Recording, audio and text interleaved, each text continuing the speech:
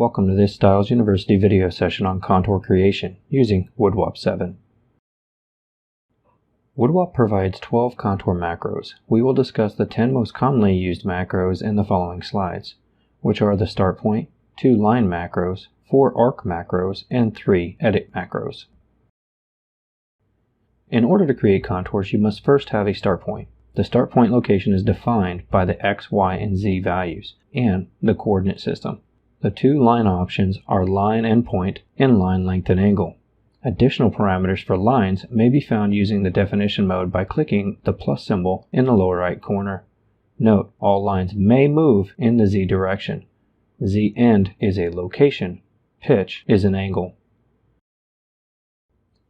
The parameters for each of the 4 arc options are illustrated here. Arc radius endpoint requires the arc's endpoint, radius, and direction of rotation.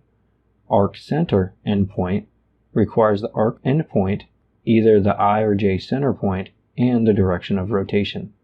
Arc start angle endpoint requires the endpoint and either the start or end angle. Arc 3 point requires the endpoint and the midpoint of the arc. Like the line macros, additional parameters for arcs may be found using the definition mode.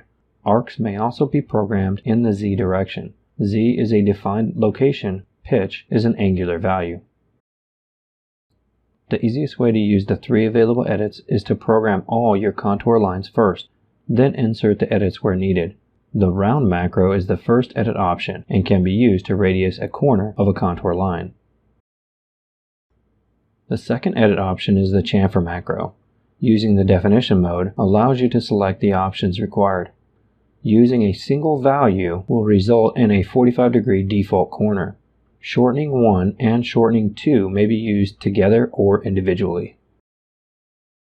The split macro is the third edit available in the WoodWop. A split provides a means to cut a line, arc, round, or chamfer, creating a design point that may be used to change how the router tool operates.